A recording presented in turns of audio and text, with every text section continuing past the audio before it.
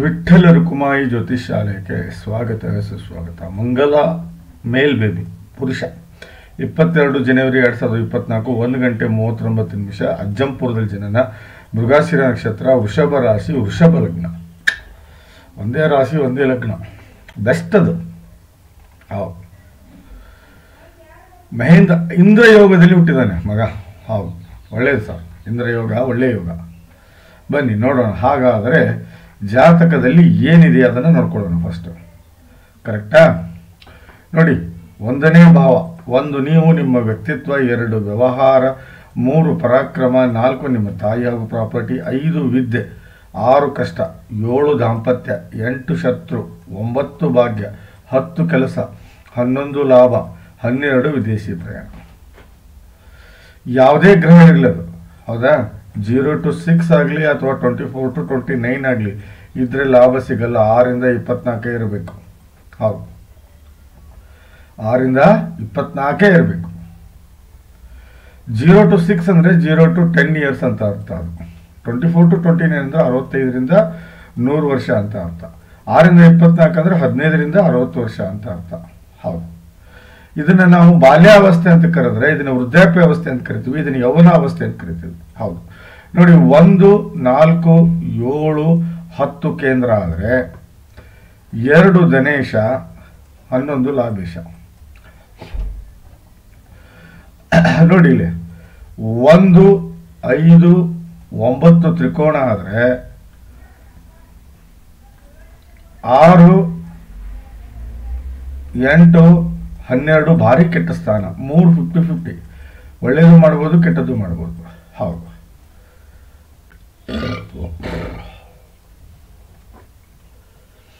ಹಾಗಾದರೆ ವೃಷಭ ಲಗ್ನದ ಯೋಗಕಾರಕ ಗ್ರಹ ಯಾವ್ಯಾವು? 1ನೇದೇ ಬಂದು ಶುಕ್ರ, 2ನೇದು ಬಂದು ಶನಿ, 3ನೇದು ಬಂದು ಬುಧ, 4ನೇದು ಬಂದು ಸೂರ್ಯ. ತಾತ್ಕಾಲಿಕ ಮಿತ್ರ ಚಂದ್ರ. ರಾಹು ಕೇತು ಮಿತ್ರರಾದರೆ ಅತಿ ದೊಡ್ಡ ವಿರೋಧಿ ಕುಜ ಮತ್ತು ಗುರು. ನೋಡಿ, ನೀವು ಮಗು ಚಿಕ್ಕದಿದೆ ಇವಾಗಲೇ ಅದನ್ನ ಜಾತಕ ರಿಪೇರಿ ಮಾಡ್ಕೊಳ್ಳೋದು ಬಹಳ ಉತ್ತಮ. ನೀವು ಯಾಕೆ ಅಂದರೆ ನೋಡಿ, ಇಲ್ಲಿ ನಾ ಹೇಳೋದನ್ನ ಅರ್ಥ ಮಾಡ್ಕೊಳ್ಳಿ ಸ್ವಲ್ಪ. ಹೌದು,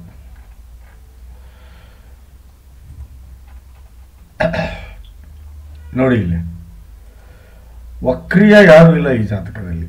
ಹೌದಾ? ಉಚ್ಚ ಸ್ಥಾನದಲ್ಲೂ ಯಾರಿಲ್ಲ, ನೀಚ ಸ್ಥಾನ ಯಾರಿಲ್ಲ, ಅಸ್ತಂಗತನೂ ಯಾರಿಲ್ಲ. ಬಟ್ ಜಾತಕ ಕೆಟ್ಟಿದೆ ಇವ್ರೆ. ಯಾಕೆ ಅಂತ ಹೇಳ್ತೀನಿ ಕೇಳಿ. ಜಾತಕ ಕೆಟ್ಟಿದೆ, ಎಷ್ಟು ಕೆಟ್ಟಿದೆಯೋ ಅಷ್ಟೇ ಚೆನ್ನಾಗಿದೆ ಜಾತಕ. ಹೌದು, ಉಚ್ಚ ನೋಡಿ, ಇಲ್ಲಿ ಉಚ್ಚ ಚಂದ್ರ ಇದ್ದಾನೆ 1ನೇ ಮನೆಯಲ್ಲಿ. ತಾತ್ಕಾಲಿಕ ಮಿತ್ರ 1ನೇ ಮನೆಯಲ್ಲಿ ಉಚ್ಚ ಚಂದ್ರ ಇದ್ರೆ ಅವನ ಮಾತಿನ ವರಸೆ ಬಹಳ ಚೆನ್ನಾಗಿರುತ್ತೆ. ಹೌದು, ಬಹಳ ಸ್ವೀಟಾಗಿ ಮಾತಾಡ್ತಾನೆ. ಹೆಚ್ಚಾಗಿ ಇವನನ್ನು ನೀವು ಸಂಗೀತಕ್ಕೆ ಏನಾದರೂ ಅಡಾಪ್ಟ್ ಮಾಡಿದರೆ, ಸಂಗೀತ ಅಭ್ಯಾಸಕ್ಕೆ ಇವನನ್ನು ನೀವು ದೂಡಿದರೆ 100ಕ್ಕೆ 100 ಹೇಳ್ತೀನಿ, ಒಳ್ಳೆ ಸಂಗೀತಗಾರನಾಗ್ತಾನೆ. ಆಶ್ಚರ್ಯ ಪಡುವಂಗೇನಿಲ್ಲ. ಹೌದು, 100% ಸಂಗೀತಕಾರ ಆಗ್ತಾನೆ. ನೋಡಿ, ಇವನು ನೋಡಿ ಚಂದ್ರ ನೋಡಿ ಇಲ್ಲಿ ಬಂದ್ಬಿಟ್ಟು 1 ಮತ್ತು 3ನೇ ಭಾವದ ಫಲವನ್ನು ಕೊಡ್ತಾನೆ. ಇಲ್ಲಿ ಹೆಂಗೆ ತೋರಿಸ್ತೇನೆ ನೋಡಿ. 1ನೇ ಭಾವ ಒಳ್ಳೆಯ ವ್ಯಕ್ತಿತ್ವವನ್ನು ಹೊಂದಿರ್ತಾರೆ, ಬಹಳ ಮೃದು ಸ್ವಭಾವಿಯಾಗಿರ್ತಾನೆ, ಬಹಳ ಚಂದ ಮಾತಾಡ್ತಾನೆ, ಬಹಳ ಸಿಂಗಿಂಗ್ ಕೆಪಾಸಿಟಿ ಬಹಳ ಇರುತ್ತೆ, ಜವಾಬ್ದಾರಿ ವ್ಯಕ್ತಿ ಆಗ್ತಾನೆ, ಬಹಳ ಜವಾಬ್ದಾರಿಯುತ ಮನುಷ್ಯನಾಗ್ತಾನೆ. ಹೆಣ್ಮಕ್ಳಿಗೆ ರೆಸ್ಪೆಕ್ಟ್ ಕೊಡುವಂತ ವ್ಯಕ್ತಿತ್ವ ಇವಂದಾಗುತ್ತೆ. ಅದು ಅಲ್ಲದೆ ಒಳ್ಳೆ ಗುಣಗಳು ಬೆಳೀತವೆ, ಒಳ್ಳೆ ವಿಚಾರಗಳು ಬರ್ತವೆ, ಒಳ್ಳೆ ಸಂಗತಿಗಳಿಗೆ ಆಸಕ್ತಿಗಳು ತೋರಿಸ್ತಾನೆ, ಒಳ್ಳೆ ಕೆಪಾಸಿಟಿ ಇರುತ್ತೆ, ಮೆಂಟಲಿ ಫಿಸಿಕಲಿ ಸ್ಟ್ರಾಂಗು. ಆಶೆ ಆಕಾಂಕ್ಷೆಗಳನ್ನು ಕಣ್ಮುಚ್ಚಿ ಈಡೇರಿಸ್ಕೊತಾನೆ, ಒಳ್ಳೆ ಇಮೇಜ್ ಅನ್ನ ಬೆಳೆಸ್ಕೊತಾನೆ, ಗ್ರಾಸ್ಪಿಂಗ್ ಪವರ್ ಎಕ್ಸ್ಟ್ರಾ ಆರ್ಡಿನರಿ ಇರುತ್ತೆ. ಅದು ಅಲ್ಲದೆ ಒಳ್ಳೆ ಟೇಸ್ಟ್ ಇರುತ್ತೆ. 7 ಕ್ಯಾರೆಟ್ ಮುತ್ತನ್ನು ಹಾಕಿ ಮಗುಗೆ, 7 ಕ್ಯಾರೆಟ್ ಮುತ್ತನ್ನು ಹಾಕಿ 28 ಡಿಗ್ರಿ ಇದನ್ನು ದಯವಿಟ್ಟು ಹೇಳೋದನ್ನು ಕೇಳಿ ನೀವು. 7 ಕ್ಯಾರೆಟ್ ಮುತ್ತು ಹಾಕಿಬಿಟ್ರೆ ನನ್ನ ಹತ್ರ ಸಿಗುತ್ತೆ. ನೀವು ದಯವಿಟ್ಟು ಫೋನ್ ಮಾಡಿ ನನಗೆ. ಹೌದು, ನನ್ನ ಹತ್ರ ಸಿಗುತ್ತೆ. 100% ಎದ್ದು ಬಿಡ್ತಾನೆ ಇವನು, ಬಹಳ ಜಾಣ ಆಗ್ತಾನೆ. ಯಾಕಂದ್ರೆ ಚಂದ್ರ ಆಮೇಲೆ ಬಹಳ ಸಮಾಧಾನ ಇರ್ತಾನೆ ಇವನು. ಹೌದು ನೋಡಿ, 3ನೇ ಭಾವದ ಫಲ ಅಕ್ಕ ತಂಗಿ ಅಣ್ಣ ತಮ್ಮನ ಜೊತೆ ಬಹಳ ಹೊಂದಾಣಿಕೆ ಜೀವನ ನಡೆಸ್ತಾನೆ, ಇಲ್ಲ ಕಜಿನ್ ಜೊತೆ ಹೊಂದಾಣಿಕೆ ಜೀವನ ನಡೆಸ್ತಾನೆ. ಬಹಳ ಧೈರ್ಯಶಾಲಿಯಾಗಿರ್ತಾನೆ, ಪರಾಕ್ರಮಿಯಾಗಿರ್ತಾನೆ, ಆಟಗಳಲ್ಲಿ ರುಚಿ ತೋರಿಸ್ತಾನೆ, ಕೆಲಸದ ಕೆಪಾಸಿಟಿ ಬಹಳ ಇರುತ್ತೆ, ಹಾರ್ಡ್ ವರ್ಕರ್ ಇರ್ತಾನೆ, ಯಾವುದೇ ಕಾಂಪಿಟೇಷನ್ ಅಂತ ಬಂದ್ರು ಸೋಲನ್ನು ನೀವು ಕಾಣುವುದಿಲ್ಲ. ಹಾರ್ಡ್ ವರ್ಕರ್ ಆಗಿರ್ತಾನೆ. ಬರವಣಿಗೆ, ಸಾಹಿತ್ಯ, ಕಲೆ, ಡ್ರಾಮಾ, ಡ್ಯಾನ್ಸು, ಹಾಡುಗಾರಿಕೆ ಇದರಲ್ಲಿ ಬಹಳ ಎಕ್ಸ್ಪರ್ಟ್ ಇರ್ತಾನೆ. ಅದು ಅಲ್ಲದೆ ಮಾತಿನಲ್ಲಿ ಸೋಲುವುದೇ ಇಲ್ಲ. ಒಳ್ಳೆ ಟ್ಯಾಲೆಂಟನ್ನು ಯಾವಾಗ ಹೇಗೆ ಪ್ರೆಸೆಂಟ್ ಮಾಡಬೇಕು ಅನ್ನೋದು ಗೊತ್ತಿರುತ್ತೆ ಇವ್ರಿಗೆ. ಬಹಳ ಪ್ರಯತ್ನಶೀಲ. ಒಂದು ಕೆಲಸಕ್ಕೆ ಹಾಕಿದ್ರೆ ಬಿಡುವುದಿಲ್ಲ, ಬೆನ್ನತ್ತಿ ಮಾಡ್ಕೋತಾನೆ. ಕೋರ್ಟು ಕಚೇರಿಯಲ್ಲಿ ಸದಾ ಗೆಲುವಾಗುತ್ತೆ. ತಿರುಗಾಟದಲ್ಲಿ ಲಾಭವನ್ನು ಹೊಂತಾನೆ. ಇದು 3ನೇ ಭಾವದ ಫಲ. ನೋಡಿ, ಇಲ್ಲಿ ಜಾತಕ ನಾ ಹೇಳೋದನ್ನ ಅರ್ಥ ಮಾಡ್ಕೊಳ್ಳಿ. 3 ಭಾವದ ಫಲ. ಚಂದ್ರ ಉಚ್ಚ ಸ್ಥಾನದಲ್ಲಿ, ದಟ್ ಈಸ್ ಎಕ್ಸ್ಟ್ರಾಆರ್ಡಿನರಿ. ಬನ್ನಿ ಇಲ್ಲಿ ಕೇತು ನೋಡಿ. ಕೇತು 5ನೇ ಮನೆಯಲ್ಲಿ ಕೇತು ಇದ್ದಾನೆ ನೋಡಿ. ನಾ ಹೇಳೋದನ್ನ ಅರ್ಥ ಮಾಡ್ಕೋಬೇಕು ನಿಮಗೆ. ಹೌದಾ? 5ನೇ ಮನೆಯಲ್ಲಿ ಕೇತು ಇದ್ದಾನೆ. ಹೌದಾ? ಒಳ್ಳೆ ಜಾಗನೇ ಹೌದು, ನಿಜವಾಗ್ಲೂ ಒಳ್ಳೆ ಜಾಗನೇ. ಬಟ್ ಈ ಮನೆ ಸ್ವಾಮಿ 8ನೇ ಭಾವದಲ್ಲಿದ್ದಾನೆ. ಹಾಗಾಗಿ ಇಲ್ಲಿ ಕೇತು ವಿರೋಧಿ ಆಗ್ತಾನೆ. ಹೌದು, ಆರೋಗ್ಯದ ಸಮಸ್ಯೆ 100ಕ್ಕೆ 100 ಕಾಡುತ್ತೆ. ಇದು ಮಾತ್ರ ನೆನಪಿಟ್ಕೊಂಡ್ಬಿಡಿ. ಹೌದು, ಬೆಳವಣಿಗೆಯಲ್ಲಿ ಬಹಳ ಹೆಚ್ಚು ಕಮ್ಮಿ ಆಗುತ್ತೆ. ದಯವಿಟ್ಟು ನಾನು ಹೇಳೋದು ಕೇಳಿ. ವಸಿಷ್ಠ ಅಂತ ಹೆಸರಿಡಿ, ಇಲ್ಲ ಅಂದ್ರೆ ಸ್ಕಂದ ಅಂತ ಹೆಸರಿಡಿ. ಹೌದು, you should keep a name very nice. ಹೌದು ನೋಡಿ, ಇಲ್ಲಿ ಕೇತು ಮೋಸ್ಟ್ ಡೇಂಜರಸ್. ಇಲ್ಲ 5ನೇ ಭಾವ ಹಾಳು ಮಾಡಿಬಿಡ್ತಾನೆ. ಹೌದೌದು, 5ನೇ ಭಾವ ಹಾಳು ಮಾಡ್ತಾನೆ. ಅದು ಹೆಂಗೆ? ಎಜುಕೇಶನ್ ಹಾಳಾಗ್ಬೋದು, ಇಲ್ಲ ಆರೋಗ್ಯ ಹಾಳಾಗ್ಬೋದು, ಇಲ್ಲ ದಾಂಪತ್ಯ ಹಾಳಾಗ್ಬೋದು, ಇಲ್ಲ ಮಕ್ಕಳು ಹುಟ್ಟದೇ ಇರ್ಬೋದು, ಸೆಕ್ಸುವಲಿ ಕಡಿಮೆ ಆಗ್ಬೋದು, ಇಲ್ಲ ವಿಪರೀತ ಆಗ್ಬೋದು, ಟ್ಯಾಲೆಂಟ್ ಇಲ್ಲದೆ ಹೋಗ್ಬೋದು, ಒಳ್ಳೆ ಪಾಪ್ಯುಲಾರಿಟಿ ಸಿಗದೆ ಹೋಗ್ಬೋದು, ಕಾಂಪಿಟೇಷನ್ಸ್ ಜೀವನದಲ್ಲಿ ಏಳಿಗೆ ಆಗದೆ ಹೋಗ್ಬೋದು, ಸುಖ ಶಾಂತಿ ಕಾಣದೇ ಹೋಗ್ಬೋದು, ಕಷ್ಟಗಳೇ ನೋಡ್ಬೋದು, ಸಾಧನೆಗೆ ದಾರಿ ಆಗದೆ ಹೋಗ್ಬೋದು, ಒಳ್ಳೆ ಗುಣಗಳು ಬೆಳೆದೇ ಹೋಗ್ಬೋದು, ಒಳ್ಳೆ ಪಾಪ್ಯುಲಾರಿಟಿ ಕೆಟ್ಟ ಪಾಪ್ಯುಲಾರಿಟಿ ಬೆಳಿಬೋದು, ಪಬ್ಲಿಕ್ಕಲ್ಲಿ ಹೆಸರು ಕೆಡಿಸ್ಕೋಬೋದು, ಇಲ್ಲ ಆರೋಗ್ಯ ಹಾಳಾಗ್ಬೋದು. ಇಷ್ಟರಲ್ಲಿ ಯಾವುದಾದ್ರೂ ಒಂದಾಗುತ್ತೆ. ಮಗು ಚಿಕ್ಕದಿದೆ, ಇವಾಗಲೇ ನಾಗ ಪ್ರತಿಷ್ಠಾಪನೆ ಮನೆಯಲ್ಲಿ ಮಾಡ್ಕೊಳ್ಳೋದು ಬಹಳ ಉತ್ತಮ ಮಿಸ್ಟರ್. ಹೌದು, ಇವಾಗಲೇ ನೀವು ಮಾಡ್ಕೊಳ್ಳೋದು ಬಹಳ ಉತ್ತಮ. ನೋಡಿ, ಇಲ್ಲಿ ಅಷ್ಟಮ ಬುಧ, ಅಷ್ಟಮ ಶುಕ್ರ, ಅಷ್ಟಮ ಕುಜ, this is most dangerous. I am telling you. ಹೌದು, ದ ಮೋಸ್ಟ್ ಡೇಂಜರಸ್. ಹೌದು ನೋಡಿ, ಇವನು 2ನೇ ಭಾವದ ಸ್ವಾಮಿ, ಕರೆಕ್ಟಾ? ಇವನು 5ನೇ ಭಾವದ ಸ್ವಾಮಿ, ಕರೆಕ್ಟಾ? ಇವನು 1ನೇ ಭಾವದ ಸ್ವಾಮಿ. 1ನೇ ಭಾವ ಕವರ್ ಆಯಿತು ಚಂದ್ರನಿಂದ, ತಲೆ ಕೆಡಿಸ್ಕೋಬೇಡಿ. ಇವನು 7ನೇ ಭಾವದ ಸ್ವಾಮಿ. ಇವು ಅಷ್ಟು ಕೆಡುತ್ತೆ ಭಾವಗಳು. ಹೌದು, ಅಷ್ಟು ಭಾವಗಳು ಕೆಡ್ತಾವೆ. ಈಗ ಆಲ್ರೆಡಿ 5ನೇ ಭಾವದ ನಾನು ಹೇಳ್ಬಿಟ್ಟಿದ್ದೀನಿ ನಾನು ನಿಮಗೆ. ಹೌದಾ? 1ನೇ ಭಾವ ಕವರ್ ಆಗಿದೆ. ಇದು 1ನೇ ಭಾವ ಕವರ್ ಆಗಿದೆ, ಕರೆಕ್ಟಾ? 5ನೇ ಭಾವ ಕವರ್ ಆಗಿದೆ. ಆಲ್ರೆಡಿ ಕೇತು ಬಂದು ಕೂತಿದ್ದಾನೆ, ಅವ್ನು ಡ್ಯಾಮೇಜ್ ಮಾಡ್ತೇನೆ ಅಂತ ಹೇಳಿದ್ದೀನಿ. ವ್ಯವಹಾರಗಳು ಹಾಳಾಗ್ತವೆ, ಬಿಹೇವಿಯರ್ ವ್ಯತ್ಯಾಸ ಬರುತ್ತೆ, ಒಳ್ಳೆ ಹ್ಯಾಬಿಟ್ಸ್ ಕಲಿಯೋದಿಲ್ಲ, ನಡವಳಿಕೆಯಲ್ಲಿ ಬಹಳ ವ್ಯತ್ಯಾಸ ಕಾಣ್ತೀರಾ, ದುಡ್ಡಿನ ಹೊರರಿವು ಸರಿಯಾಗಿ ಇರೋದಿಲ್ಲ, ಹೊಂದಾಣಿಕೆ ಬೇಕು, ಬಹಳ ಕಷ್ಟ ಆಗುತ್ತೆ, ಹಣ ಸೇವ್ ಮಾಡೋದಿಲ್ಲ. ಅದು ಅಲ್ಲದೆ ಪರಿವಾರದ ಸ್ಥಿತಿ ಬಹಳ ಕೆಳಮಟ್ಟಕ್ಕೆ ಹೋಗುತ್ತೆ.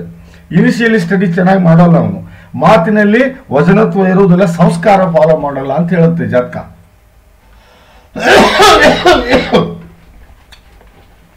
ಏನ್ ಮಾಡ್ತೀರಾ? ಅದೇ ರೀತಿ 7ನೇ ಭಾವ ನೋಡಿ, 7ನೇ ಭಾವ ಅಂದ್ರೆ ಕುಜ. ದಾಂಪತ್ಯ ಹಾಳಾಗುತ್ತೆ, ದಾಂಪತ್ಯ ಆಗದೆ ಹೋಗ್ಬೋದು, ಮದುವೆನೇ ಆಗದೆ ಹೋಗ್ಬೋದು, ಡೈವೋರ್ಸ್ ಆಗ್ಬೋದು, ಹೆಂಡತಿ ಒಳ್ಳೆಯವರು ಸಿಗದೆ ಹೋಗ್ಬೋದು, ದಾಂಪತ್ಯದ ಆಯುಷ್ಯ ಕೆಟ್ಟದಾಗ್ಬೋದು, ದಿನನಿತ್ಯ ಬರೋ ದುಡ್ಡು ಸರಿಯಾಗಿ ಬರ್ದೇ ಹೋಗ್ಬೋದು, ಪಾರ್ಟ್ನರ್ಶಿಪ್ ಬಿಸ್ನೆಸ್ ಸರಿ ಹೊಂದ್ಕೊಳ್ಳೋದೇ ಹೋಗ್ಬೋದು, ಸೆಕ್ಸುವಲ್ ಲೈಫ್ ಹಾಳಾಗ್ಬೋದು, ದಿನನಿತ್ಯ ನಡವಳಿಕೆ ಒಂದೇ ಜೀವನ, ಬರೀ ಬಡತನನೇ ಕಾಣ್ಬೋದು. ಸ್ವಂತ ಬಿಸ್ನೆಸ್ ಮಾಡಿದ್ರೆ 100ಕ್ಕೆ 100 ಲಾಸ್ ಆಗ್ತೀರಿ, ಪ್ರೊಫೆಷನಲಿಸ್ಟ್ ಆಗಿದ್ರೆ ಹೆಸರು ಕೆಡಿಸ್ಕೊತೀರಿ.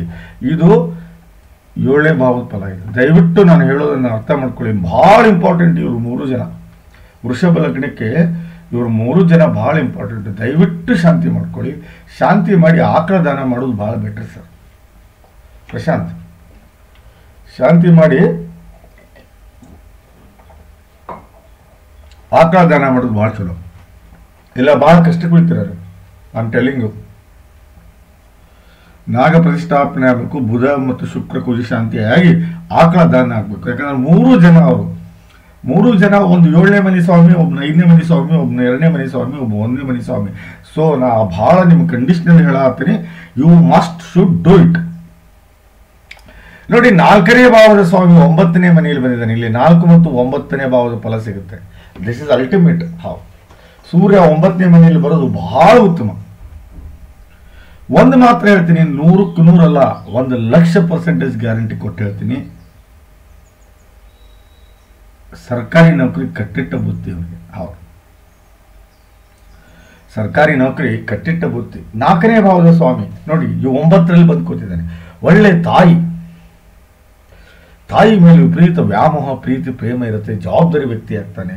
ಒಳ್ಳೆ ಬಿಸ್ನೆಸ್ ಮಾಡ್ತಾನೆ, ವ್ಯವಹಾರ ಮಾಡ್ತಾನೆ, ನೆಮ್ಮದಿಯ ಬದುಕನ್ನು ಬದುಕ್ತಾನೆ, ಸುಖಮಯ ಜೀವನವನ್ನು ಸಾಗಿಸ್ತಾನೆ, ಒಳ್ಳೆ ಪ್ರಾಪರ್ಟಿ ಮಾಡ್ತಾನೆ, ಹೈಯರ್ ಎಜುಕೇಶನ್ ಇರುತ್ತೆ, ಕಂಫರ್ಟಬಲ್ ಆಗಿ ಮತ್ತೊಬ್ಬರ ಜೊತೆ ಕಂಫರ್ಟಬಲ್ ಆಗಿ ಮೂವ್ ಆಗ್ತಾನೆ. ಹಾರ್ಟ್ ರಿಲೇಟೆಡ್ ಯಾವುದೇ ತೊಂದರೆ ಬರೋದಿಲ್ಲ.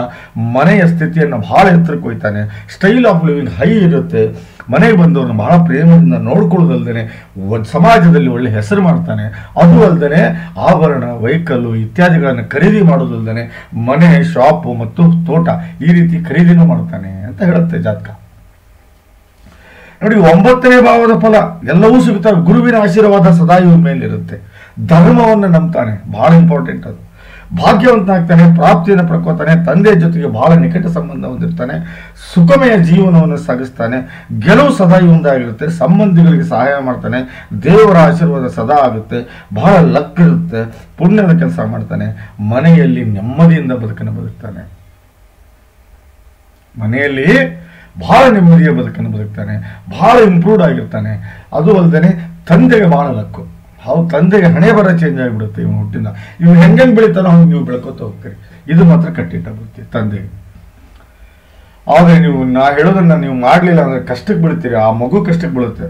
ಆದರೆ ಇದು ಮಾತ್ರ ಕಟ್ಟಿಟ್ಟ ಬುತ್ತಿ. ನಾನು ಇವಾಗಲೇ ಹೇಳ್ತಾ ಇದ್ದೀನಿ, ಇವಾಗಲೇ ಎತ್ಕೊಂಡು ಮಾಡ್ಕೊಳ್ಳೋದು ಬಹಳ ಉತ್ತಮ. ನೀವು ನೋಡಿ, 10ನೇ ಮನೆಯಲ್ಲಿ ಸೂರ್ಯ ಸ್ವಂತ ಮನೆಯಲ್ಲಿದ್ದಾನೆ. This is most beautiful.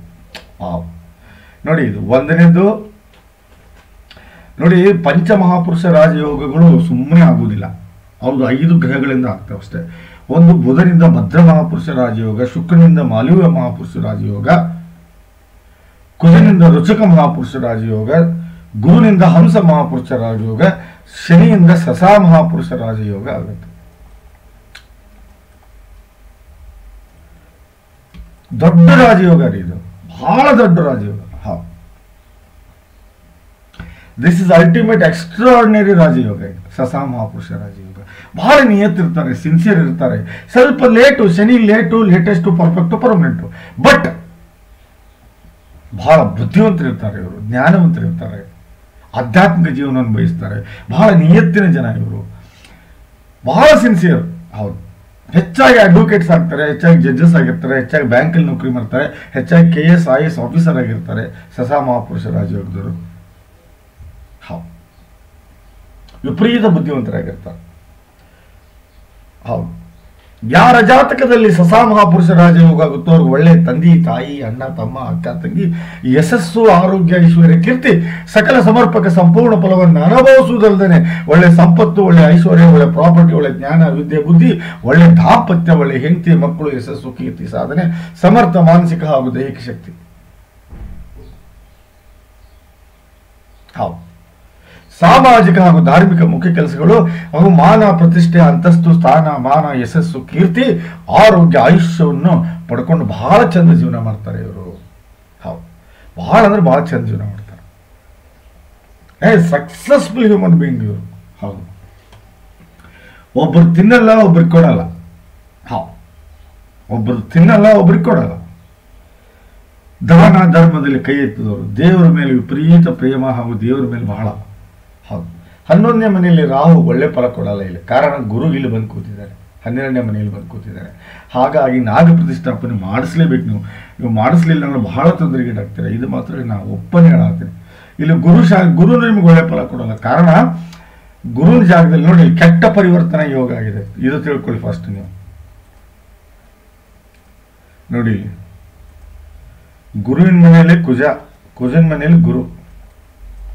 This is called ಕೆಟ್ಟ ಪರಿವರ್ತನಾ ದೋಷ. ಇಂಥ ಹೊಲಸು ದೋಷ ಅಂದ್ರೆ ನಾವು ಹೇಳಬಾರದು. ಇಷ್ಟು ಕಷ್ಟ ಕೊಡ್ತೈತಿ ಮನುಷ್ಯನಿಗೆ, ಉದ್ಧಾರೇ ಮಾಡಕೊಡಲ್ಲ. 6 ಕೇಳಲ್ಲ, 3 ಗಿಳಿಯಲ್ಲ. ಮಗು ಬಹಳ ಚಿಕ್ಕದಿದೆ ರೀ, ನಾ ಹೇಳೋದನ್ನ ಅರ್ಥ ಮಾಡ್ಕೊಳ್ಳಿ. ಮಗು ಚಿಕ್ಕದಿದೆ ನೋಡಿ, ಸಣ್ಣ ಸಸಿಯನ್ನ ಕಿತ್ತೊಗಿಬಹುದು. ಮರನ ನೀವು ಇದು ತಗೋಬೇಕು, ಏನಾದ್ರು ಮಿಷನ್ ತಗೊಂಡು ಕಟ್ ಮಾಡ್ಬೇಕಾಗುತ್ತೆ. ಆ ರೀತಿ ಮಾಡ್ಕೋಬೇಡಿ ದಯವಿಟ್ಟು. ಆದಷ್ಟು ಬೇಗ ಶಾಂತಿ ಮಾಡ್ಕೊಳ್ಳಿ, ಇಲ್ಲ ತೊಂದರೆಗೀಡಾಗ್ತೀರ. ಅನ್ನೆಸೆಸರಿ ಪ್ರಾಬ್ಲಮ್ ಮಾಡ್ಕೋತೀರಾ, ನಾನು ಈಗ ಹೇಳ್ತಾ ಇದ್ದೀನಿ ನಿಮಗೆ. ಹೌದು, ಅನ್ನೆಸೆಸರಿ ತೊಂದರೆ ಮಾಡ್ಕೋತೀರಾ, ಅದರಲ್ಲಿ ಯಾವುದೇ ಸಂಶಯ ಇಲ್ಲ. ಹೌದು ನೋಡಿ, 10ನೇ ಭಾವದ ಫಲ ನಿಮಗೆ ಇವನು ಮಾಡುವ ಕೆಲಸ ಬಹಳ ಇಷ್ಟ ಆಗುತ್ತೆ ಎಲ್ಲರಿಗೂ. ಕೆಲಸದ ವಿಧಾನ ಚೆನ್ನಾಗಿರುತ್ತೆ, ಕೆಲಸದಲ್ಲಿ ಗೆಲುವು ಕಾಣ್ತಾನೆ, ಕೆಲಸದಲ್ಲಿ ಗಳಿಕೆ ಮಾಡ್ಕೋತಾನೆ, ತಂದೆಯ ಜೊತೆಗೆ ಕೊನೆಯವರೆಗೂ ಒಳ್ಳೆ ಸಂಬಂಧ ಇಟ್ಕೋತಾನೆ, ಮಾನ ಪ್ರತಿಷ್ಠೆ ಸಂಪತ್ತು ಐಶ್ವರ್ಯ ಕೀರ್ತಿ ಸಾಧನೆ ಸ್ಥಾನ ಮಾನ ಎಲ್ಲವನ್ನೂ ಪಡ್ಕೋತಾನೆ 10ನೇ ಭಾವದ್ದು. ಬಟ್ 12ನೇ ಭಾವ ಕೆಟ್ಟಿದೆ ಸರ್. 8ನೇ ಮನೆ ಸ್ವಾಮಿ 12ರಲ್ಲಿ ಬಂದು ಕೂತಿದ್ದಾನೆ. ಶುಕ್ರ ಏನಾದರೂ ಇಲ್ಲಿ ಇದ್ದಿದ್ರೆ ಆಲ್ಮೋಸ್ಟ್ ಎಲ್ಲವೂ ವಿಪರೀತ ರಾಜಯೋಗ ಬಂದ್ಬಿಡ್ತಿತ್ತು. ಸೊ ಮೋಸ್ಟ್ ಡೇಂಜರಸ್ ಇಲ್ಲಿ ನಾನು ಹೇಳೋದನ್ನ ಅರ್ಥ ಮಾಡ್ಕೊಳ್ಳಿ. ನಾಗ ಪ್ರತಿಷ್ಠಾಪನೆ ಯಾಕೆ ಮಾಡ್ಕೋಬೇಕಂದ್ರೆ ಇಲ್ಲಿ ರಾಹು ಇದನ್ನ ಸೀದಾ ನಿಮ್ಮ 3ನೇ ಭಾವ ಹಾಳು ಮಾಡ್ತಾನೆ, ಆಮೇಲೆ 5ನೇ ಭಾವ, ಆಮೇಲೆ 7ನೇ ಭಾವ. ನೋಡಿ ಅರ್ಥ ಮಾಡ್ಕೊಳ್ಳಿ ನಾನು ಹೇಳೋದನ್ನ. ಅದೇ ರೀತಿ ಕೇತು ನೋಡಿ ಇಲ್ಲಿ ಸೀದಾ ನಿಮ್ಮ 9ನೇ ಭಾವನ ಹಾಳು ಮಾಡೋದು ಅವನು. ಅದಾದ್ಮೇಲೆ 11, ಆಮೇಲೆ ನಿಮ್ಮನ್ನ ನೋಡಿ. ಕೇತು ಚಂದ್ರನ್ ನೋಡಬಾರದು, ಕೇತು ಚಂದ್ರನ್ ನೋಡಬಾರ್ದು. ಮಾನಸಿಕವಾಗಿ ಹಿಂಸೆ ಅನುಭವಿಸ್ಬಿಡ್ತಾನೆ ಸಡನ್ ಆಗಿ. ನಾನು ಹೇಳ್ತೀನಿ, ಮಾನಸಿಕವಾಗಿ ಬೆಳವಣಿಗೆನೇ ಬೆಳೆಯೋದಿಲ್ಲ. ಹೌದು,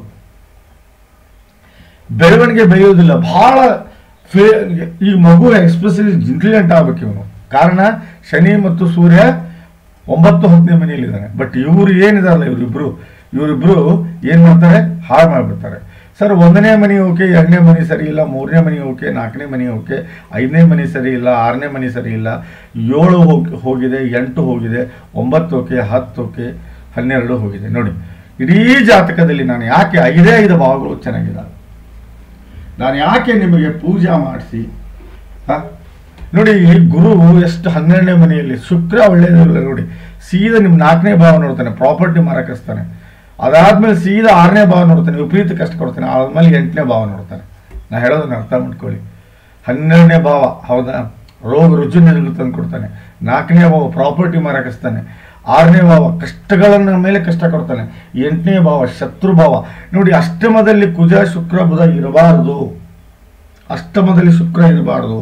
ಹೆಣ್ಣಿನಿಂದ ಮೋಸ ಹೋಗುವ ಎಲ್ಲಾ ಲಕ್ಷಣಗಳು ಕಾಣ್ತಾವೆ.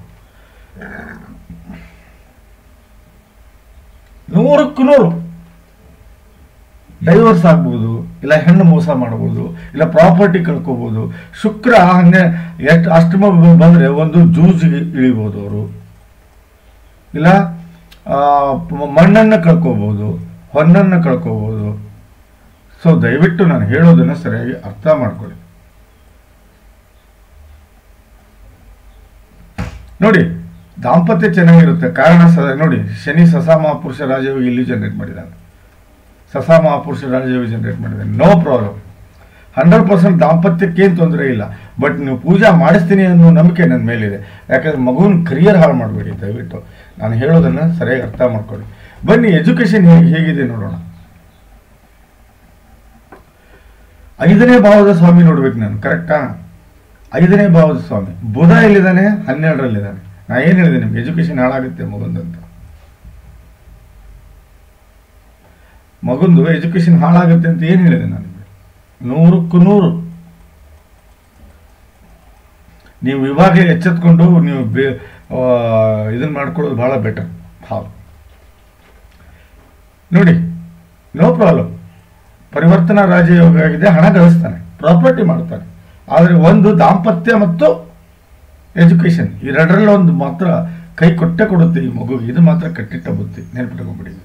ಹೌದು, ಇದು ಮಾತ್ರ ಕಟ್ಟಿಟ್ಟ ಬುತ್ತಿ. ಬನ್ನಿ ಹಾಗಾದರೆ ಜಾತಕದಲ್ಲಿ ಯಾವ ದಶೆಯಲ್ಲಿ ಹುಟ್ಟಿದ್ದಾನೆ ನಿಮ್ಮ ಮಗು ಅಂತ. ಮೋಸ್ಟ್ಲಿ ರಾಹು ದಶೆಯಲ್ಲಿ ಹುಟ್ಟಿರ್ಬೇಕು ಅನ್ಸುತ್ತೆ, ಕುಜ ದಶೆಯಲ್ಲಿ ಹುಟ್ಟಿದ್ದಾನೆ. ಕಷ್ಟ ಮನೆ, ತಾಯಿ ಆರೋಗ್ಯ ಹಾಳಾಗುತ್ತೆ. ನಾನು ಹೇಳೋದನ್ನ ಅರ್ಥ ಮಾಡ್ಕೊಳ್ಳಿ. ಗುರು ಕರೆಕ್ಟಾ, ಬುಧ ಕರೆಕ್ಟಾ, ಶುಕ್ರ ಕರೆಕ್ಟಾ, ಕುಜ, ಈ 4 ಗ್ರಹಗಳು ಶಾಂತಿ ಆಗಬೇಕು. ಪ್ಲಸ್ ನಾಗ ಪ್ರತಿಷ್ಠಾಪನೆ ಮಸ್ಟ್ ಅಂಡ್ ಶುಡ್ ಆಗಬೇಕು.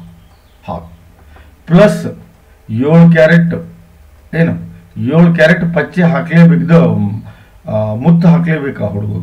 ಇಲ್ಲಾಂದರೆ ಮಾನಸಿಕವಾಗಿ ಬೆಳೆಯೋದು ಕಷ್ಟ ಆಗುತ್ತೆ. ಕಾರಣ ಇನ್ನೊಂದು ಏನಪ್ಪ ಅಂದರೆ, ಕೇತು ನೋಡ್ತಾ ಇದ್ದೀನಿ ಚಂದ್ರನ, ಒಳ್ಳೇದಲ್ಲ. ಚಂದ್ರ ನೀರಿದ್ದಂಗೆ, ಚಂದ್ರ ತಾಯಿ ಇದ್ದಂಗೆ, ಚಂದ್ರ ಮಗು ಇದ್ದಂಗೆ. ಈ ಕೆಟ್ಟ ರಾಕ್ಷಸರ ದೃಷ್ಟಿಗೂ ಹೆದರ್ತಾವು. ಹೇಳೋದನ್ನು ಅರ್ಥ ಮಾಡ್ಕೊಳ್ಳಿ ದಯವಿಟ್ಟು.